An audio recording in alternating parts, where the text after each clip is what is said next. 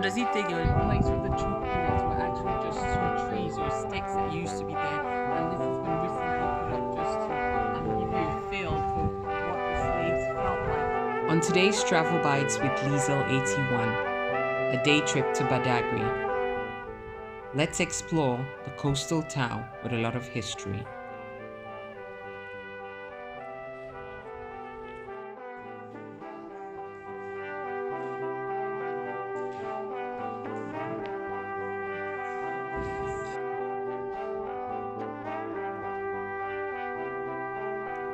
Badagry is a town located on the southwest coast of Nigeria.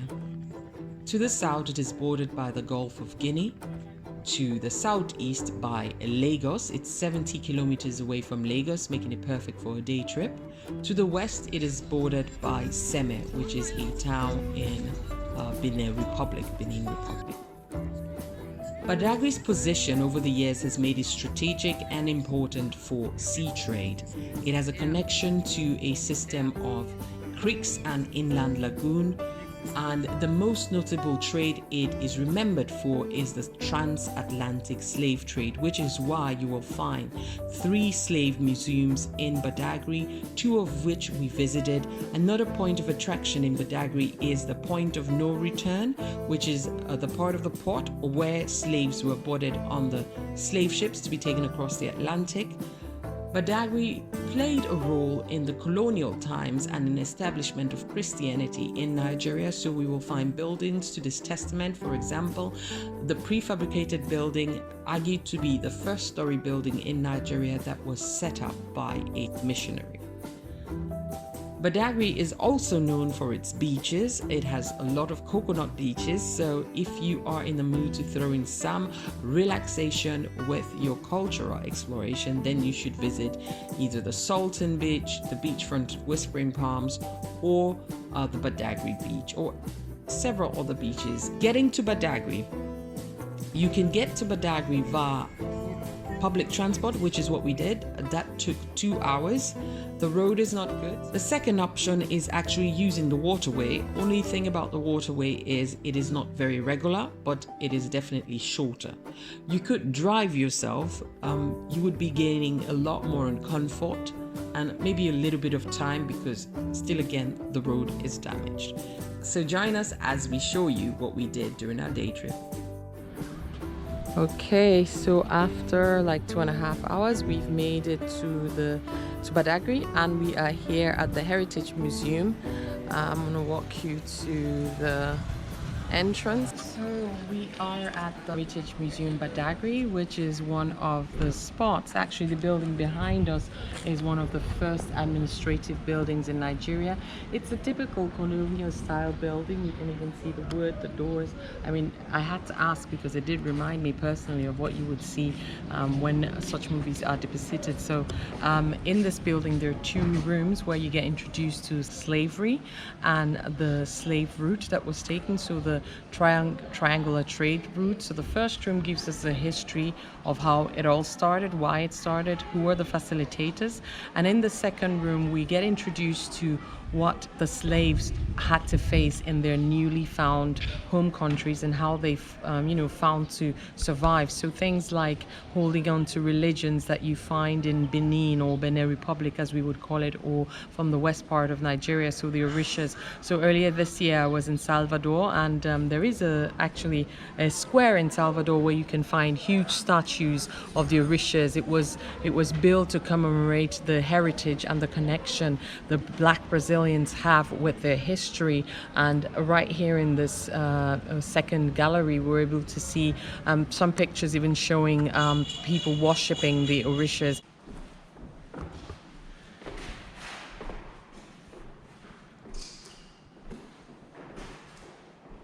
Here in the first room in the Badagry Heritage Museum, where you get an introduction to the history of slavery around this area. Basically, you have information on the triangular trade route that was involved in transporting the slaves from Africa to the States and from there to South America. The bondages that were used on the slaves. As I understand, this museum is still under reconstruction, so some of the things may not be labeled in it, but these are the chains that were, or the bondages that were used for the slaves. And there's another example over there. But based on what we can see, the facilitators of the trade, of the transatlantic slave trade. So how often do you get school groups here? Yeah, it's a seasonal workshop. So for example, what we have here is a drinking bowl where the slaves were allowed to drink from between noon and late noon. That means here the water was filled in here, the slaves had their hands behind their back and had to drink this way. And if the water finished, it meant that it was already the end of the day, so they didn't get any more water. So this is where they drank from. What we're also seeing here is how slaves were advertised and sold. I'm going to call out this particular one, Negroes for Sale. So Mr. Jacob August was literally auctioning out the slaves he had in his house because he was moving away and couldn't contain them anymore. So this is an ad from him. Otherwise, you have other ads actually putting out the slaves that were being offered. What's also good to note is that you had the field slaves and the domestic slaves. The field slaves worked in the plantations and the domestic slaves worked in the house. So for example, the wet nurses, as they are called, were women who were forced to give up their own children, and they actually breastfed other their masters' children instead of their own children. So they would be like the domestic slaves. So if we go forward, we see what kind of fate awaited the slaves if they resisted and they didn't want to carry out their chores. So we're going to go first to the gallows, where you see a slave being hung, and this is the fate of a Negro who decides to escape. And this is a very interesting piece of work that actually shows you the trained dogs that were trained to attack a slave, bite directly at his throat if he tried to run away. So these dogs were trained to kill. If a slave decided not to, do his chores and run away from the plantation, this would be his fate. We have also other execution that were carried out. Slaves took their original culture, so the worship of their traditional gods is a very, very strong point at which the slaves took with them. So you see people worshipping in Western Nigeria, people worshipping in Benin, and they all took this thing over to Brazil. So if we look at the plaques on the wall, there is a display of the different shrines that are now set up, coming originally from Nigeria, but now are set up in Brazil. So these are all shrines from Brazil that show you that people had to hold on to something to remember where they were from, and religion being very strong in the African culture was one of the things they held on to. Okay, so we're done with the Heritage Museum. We're going to go to Morbi and the first story building in Badagry and just look at a bit more what we can find out about the slave route and the slave trade. Okay? So, which one's 109? This one. Which one's 150? Walk like a student. Okay, so we're going to take one for 150. Yes. This is fan milk yogurt. I grew up eating this when I was going to school, and it's amazing that it's still here. Let's look at the logo. This is like, I don't know, 25 years back. And my ice cream man is so shy. So I want to pay. Here you go. Thank you. Welcome to the first story building in Nigeria. 1845 is the date of the building. This plaque kind of actually displays the structure we're going to see inside, and it is the Church of the Nigerian Anglican Communion, yes, Diocese of Badagry. So free part of it, we can see it already. We are in the first story building in Nigeria, which is a testament to the introduction of Christianity into the Nigerian religion. So the reason why this building stands here, or was built in 1845, is this: the first freed slaves from Sierra Leone petitioned the Queen for them to get a place in Badagry where they could build a house of worship, and this was the structure was set up. But alongside the structure, there were kitchens, there were other buildings outside which have not withstood the test of time. I love actually this particular quote here because it's talking about history and what history teaches us. So we've got actually pieces that were used to set up the building. The iron corrugated sheet, which is a typical building material in Nigeria, even up till date. I don't know if they've changed that. Is from 1842. The hinges, which we see down here, is from 1842 as well for the doors. And we've got the burnt bricks that were used to build the house also in here. So the Seme has dispatched a young 26-year-old Henry Townsend that arrived at Badagry in the same year. They both observed first Christmas since December 25th, 1814, under the famous Agia tree, and that's the tree we were talking about, on the request of Chief Sodeke. What's so weird about the Christmas celebration is that the freemen, they were half-clad and they had Merry Express written on their top bodies, so that's a little bit weird, but that's what it is. So, that's it, we're going. Finished the first tour of the first story building in Nigeria, and this is the entrance.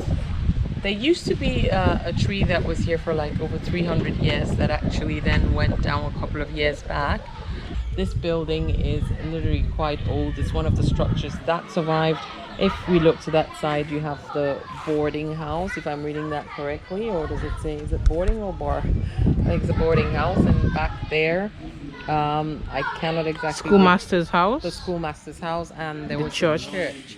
And this is like literally the outside space of the compound. Before, there used to be palm trees here, before the building was set up. The total cost of this place is around £325. So we saw a safe room, a Bible room, we saw the bedroom, we saw the teacher's room. There is also actually the first translated Yoruba Bible also on exhibition there. Samuel Ajayi Crowder translated that to Yoruba. It's also there, you can see it.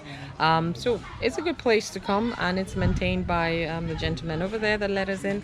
And he has a Facebook page for it as well, so do check it out and get a bit of history from where we come from.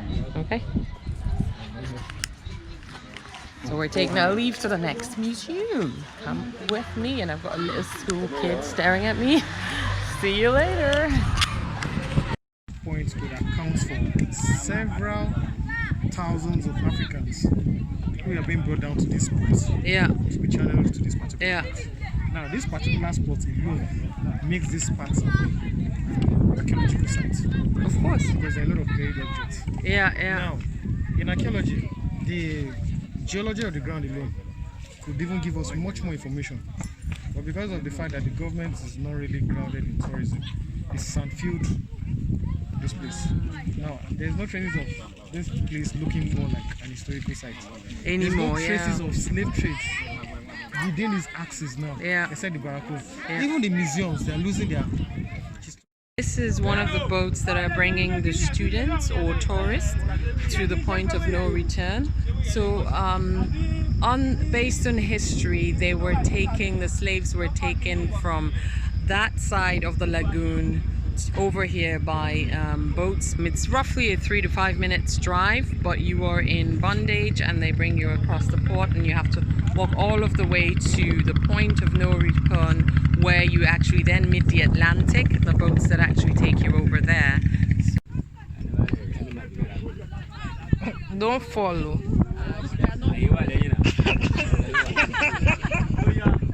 I've told you to.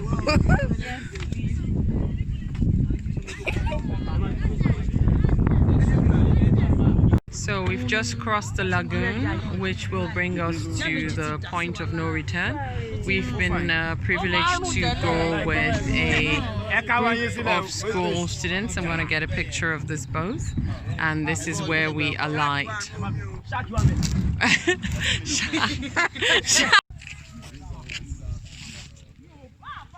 So according to the reports or coverage I saw leading up to my decision to come and see this place, this was described as a memory well. It has different names and there are different versions of it along the coast of West Africa, where slave trade or the slave route passed through.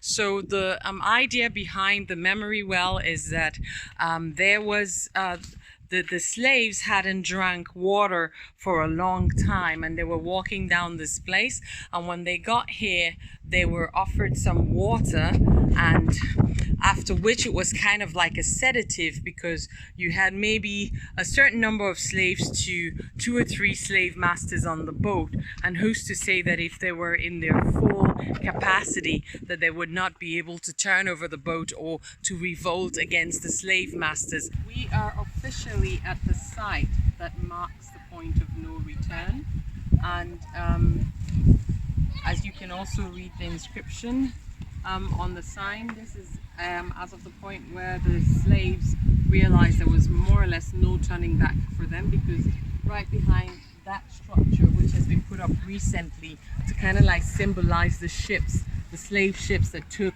the slaves across the Atlantic.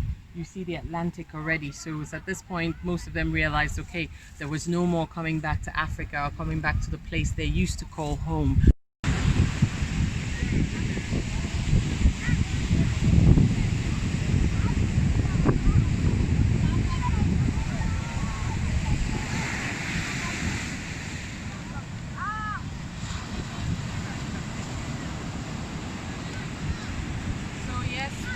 Actually reached the shores of the point of no return, and you can hear the Atlantic behind us. It rained this morning, it rained yesterday, so we see a lot of debris, but we do see a lot of trash. But this is the place where actually the slave ships were waiting to take the people all across the Atlantic to their new home, or the new places where they would live. And according to the museums we've visited so far, roughly about 10,000 slaves passed through this port. That structure behind us has been set up to represent the slaves boarding the ship. I think it's not yet finished, but ideally I think that you would be able to look out of the holes and get a perspective of what the slaves were seeing when they were on the ship on the Atlantic. So this is basically where more or less everybody that was put on that ship as a slave realized that it was over for them, as calling this place his home, and they were going to no longer come back, hence the name point of no return. I'm happy that we've put up a structure. It's unfortunate that it's not yet open, but I'm also happy that some Nigerians on their own are starting excursion companies, are starting tour around the history of Nigeria. So we just met a gentleman that actually took us with us on his excursion trip with a school group, which we're here with. And we got to see this place or take the boat ride. Otherwise, the boat ride is roughly about 8,000 for the bigger one and 5,000 for the smaller one. So either you charter it privately or you have a group going with you. I've not been able to ascertain the number of people that fit into each boat, but the facilities could actually be totally redone, managed. A lot of people say we have manpower in Nigeria, so we take a little bit of imagination to give people work to, maintain the coastline, maintain this structure, and make it worthwhile for people that come. So we've got even huts around here, and the lady was asking me if we wanted to rent a hut to stay, and there are people selling drinks. It's not that commercial, it's quite quiet, so that means the possibility to do things here. I think I see further down there some fishermen boats all at the end. So for this beach, it just needs a government and a people that believe in it. So this is the end of our trip to the point of no return. Please do come and visit it, and I hope and pray that when whoever comes back next time will see this place in a better state than I saw it today. But it's progress. Every little thing that we do is progress, and we're thankful for it. Our last port of call on this day trip to Badagry is the Mobi Royal Family Slave Relics Museum. Yes, I know, it is a mouthful. Truth be told, I was not very impressed with the exhibition room, the office where you made payment. There was no light, so they had to put on the generator, which is why I am not using the original audio of our visit. Interesting thing about this family and the museum is that whilst the father actively engaged in slave trade, the son, when he ascended the throne, helped in abolishing or stopping slave trade in Badagry. What you get to see in the museum are different bondage items that were used to keep the slaves captive. You also get to see items that were exchanged with the barter trade form that was later introduced by the Europeans for slaves. And you get to see and hear about other colonial relics around Badagry. So if we start from the bondage items, there are chains for the mouth so that slaves don't talk. There are chains for hands and legs because immediately a slave was sold, he was put in bondage for at least 18 hours of the day and he was branded. So there are different items that were used to do the branding as well. And in terms of the trading, previously the cowrie was a means of payment in money or currency in a lot of tribes in Nigeria. But since the Europeans did not understand or want to accept the cowries, they introduced the barter system so that, for example, a small cannon was exchanged for 50 slaves, a large one for 100 slaves. So these are some of the items and information you will get whilst visiting the museum. This is our last stop on our day trip to Badagry, and we're going to head back on to Lagos. I do hope you've enjoyed this episode. Thank you very much for joining me. Yours truly, Liesel81.